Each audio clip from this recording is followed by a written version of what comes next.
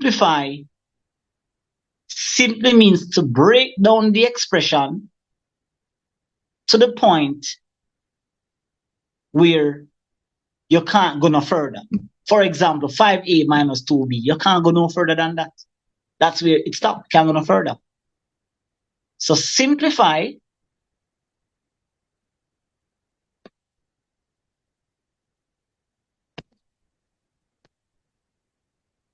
two a minus 3b minus 7a plus 5b. I have some experienced students in the class, so they most likely will tell me what is step number 1 to simplify this question. Anybody can jump in. Go ahead. What do you think we would have to do here? You group the like terms. You group the terms that are alike, not true? Yeah. So we call it, well, I used to call it the GLT method, but you know, different students learn different ways. You use an acronym on the students and you start to throw them off. But it's called the GLT method. So the GLT means group like terms. So you put the terms that are alike together. Here's the trick with this now. And believe it or not, people, a student will get a question like this, and 2 things will make you get it incorrect. Students often think that expressions and equations are the same thing. And especially when you have experience and you've been to multiple different math classes, you're all confused. So watch this now. All right. A student will say, all right, group like terms, no problem. So they'll write the 2a here. And what they do is that the sign right also, this sign here also, then bring it down. That's not the sign that you bring down. You bring down the sign that is in front of the term that is alike to the one that you're grouping it with. Not true?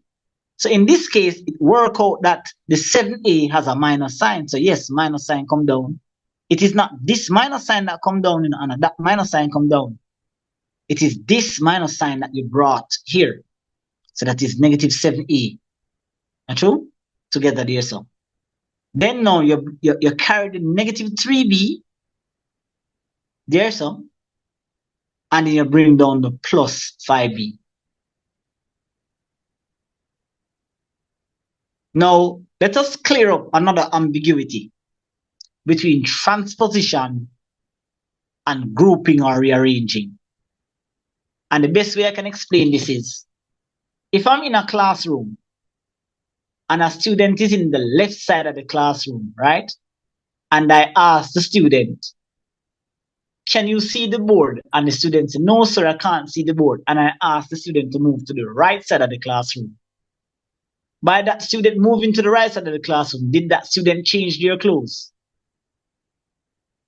Did their complexion change?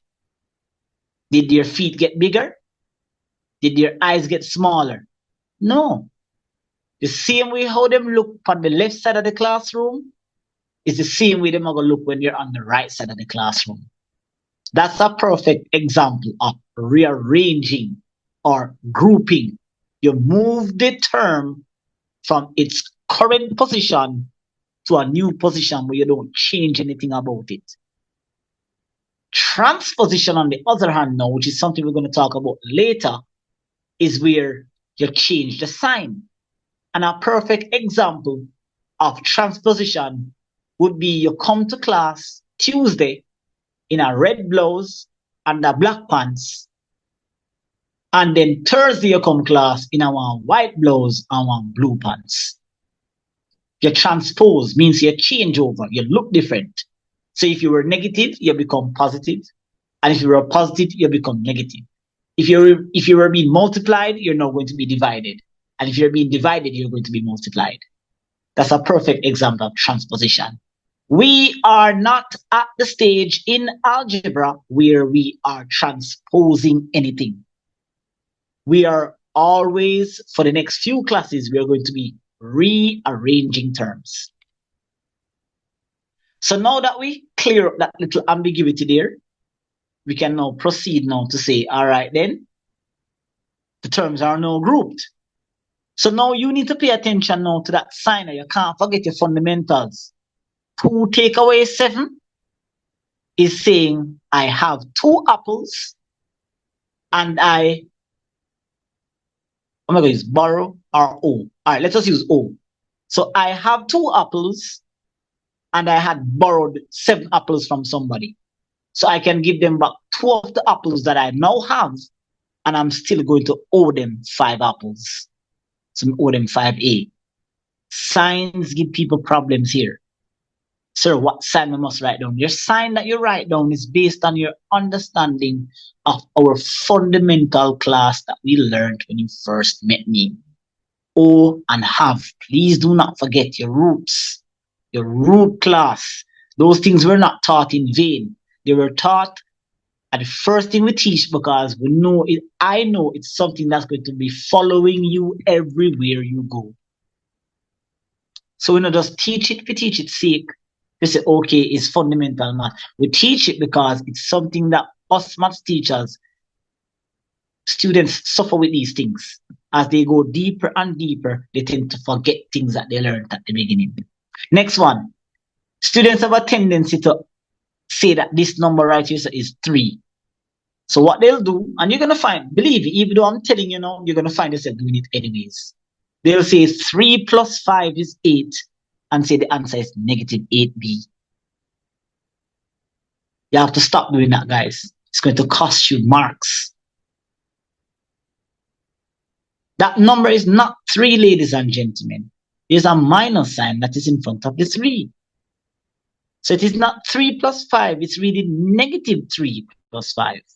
And the way our work out that is the negative 3 is an amount that was borrowed or owed, and the 5 is an amount that you now currently have. So if you pay the 3 that you borrowed or you owed, and you now have 5, when you pay that 3 where you borrow or you owe, then you're simply going to have 2 left over. And if you notice that the sign that is right here, I never hit my carry down. So you have some students that are very quick to bring down that sign and then say 3 plus 5 is 8. Please, you need to stop that because it's going to cost you marks. And even though you have an understanding of the concept, based on where you made the error, I can't give you not even half a mark. Because your group like terms, all right, fine, I give you half mark to group it correctly. But when you're required to add and subtract, you're going to take a whole of 1.5 mark. Or one and a half mark, yeah. Right. So I can't always give you half mark because your group, because anybody can group anything. So I'm going to brutally have to take out the whole entire marks if you make an error like that. Because this is something that we've been through. So negative 3 plus 5 is saying 3 is what is owed, 5 is what you have, pay what you owe, and write down how much you have left over. So your answer is negative 5A plus 2B. At this stage, ladies and gentlemen, you cannot go any further. So this becomes your final result. Negative 5A plus 2B. Is it clear? Yes, sir. Let us do another example. Notice me not rush the class. Me not ever teach the multiplication yet. So that at the next class, taking my time. Because when we start move fast, I don't want none of these things to be a hindrance to us. 2x squared minus 5y squared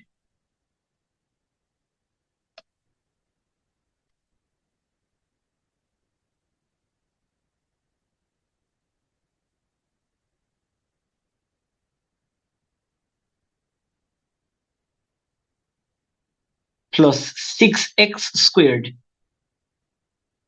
minus y squared. Careful. Once you don't like maths to a certain point, and if you don't like it, it will confuse you. Because you'll be like, then hold on, wait then. But all of them have square. So you might be tempted to be like, add and subtract all the numbers. They all have square, but look at the base. The base is different. We have x squared bases and we have y squared bases. And we spoke about this in our categorization of like and unlike terms. So in this case now, we're looking for a term that has x squared. We have 2x squared. Please do not bring down this sign. You Plus, don't know. is it plus? Plus? No, I'm just saying that don't bring down that minus sign. No, I was trying to work it out, but I put the plus. No, it's plus. Okay, good. Plus, because the plus is in front of the 6x squared. Right. So we're saying that do not bring down this minus sign. Because that minus sign belongs to the 5y squared. The plus belongs to the 6x squared. And then we're going to have minus 5y squared minus y squared. Now everybody is grouped accordingly. Now, 2x squared plus 6x squared, mentally just ignore the x squared, guys. 2 plus 6 is 8. So that becomes 8x squared. Careful now. Careful now. Minus 5 minus what? 1. Good. Minus 1. Sir, why not just write the 1 and stop stressing me out? Me now go write the 1. I'm sorry. It's the only number that you're not going to see written on an algebraic paper. You're never going to see 1. You're going to see it just like that. So minus 5 minus 1 means that you borrowed 5 and you borrowed 1 more on that 5. So now you end up borrowing 6y squared. And you have that student now. Want to turn water into wine. And them just hell-bent, them determined, so them want to subtract this y squared from this x squared. And end up with 2x squared y squared. Some funny something. No, remind you, say if you do this, guys, and then you go write foolishness at the end, depending on the mood that I am in, maybe just give the whole question wrong. I will just give you the whole question incorrect. Because I don't expect any of my students that I've been teaching to subtract this 2. You cannot subtract it. So 8x squared minus 6y squared is simply what you see here. 8x squared minus 6y squared. Is it clear, ladies and gentlemen?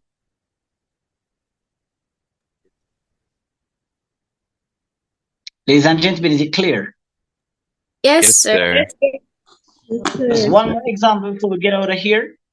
All right, just one more example before we get out of here. One that will confuse you, as I say. You have to look carefully out of your eyes when you're grouping things, when you're putting things in groups. If I have a bunch of people in the class with red blouse, blue blouse, white blouse, gray blouse, black blouse, orange blouse, you must can look in at the room and say, the lady in the back in orange, the lady at the side in orange, the lady at the front in orange, and the lady to the corner in orange, please sit together. Oranges sit together, blues sit together, white sit together, black sit together, gray sit together. So you have to be able to practice your brain to realize these things. So if I write something like simplify,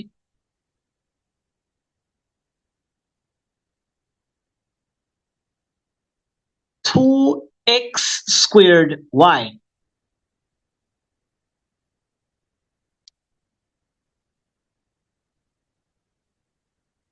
minus 3x y squared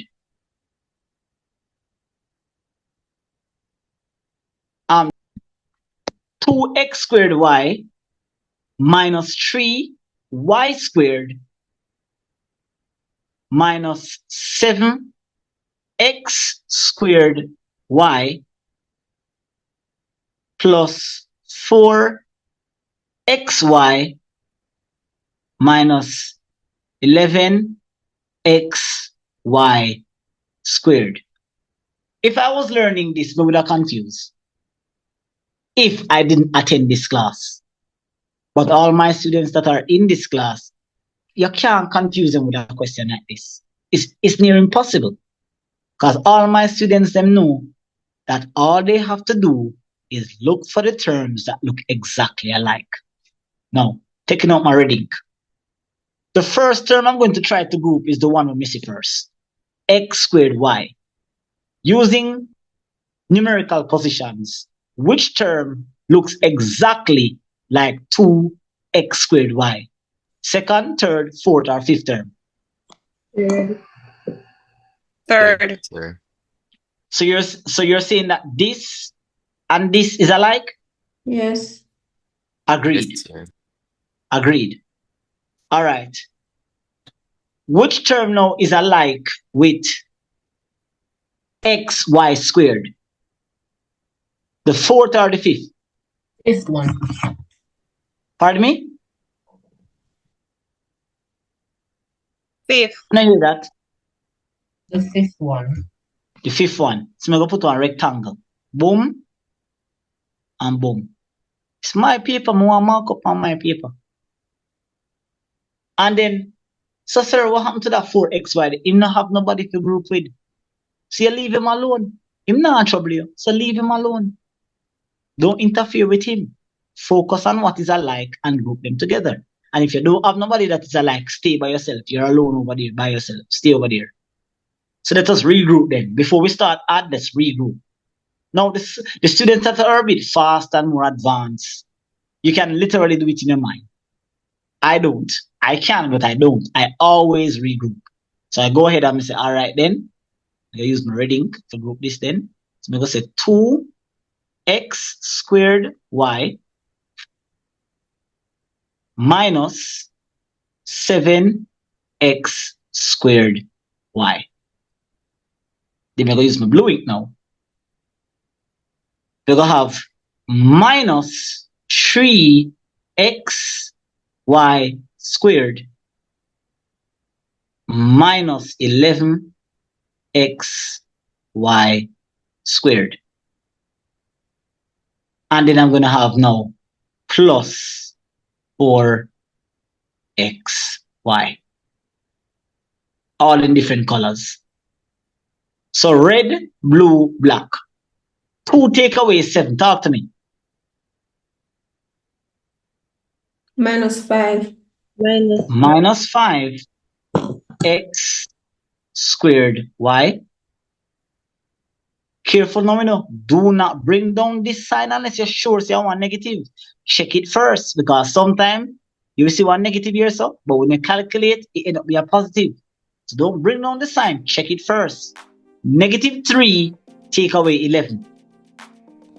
-14. Excellent. -14x y squared. And then you bring down your plus 4x y. And that is your final result.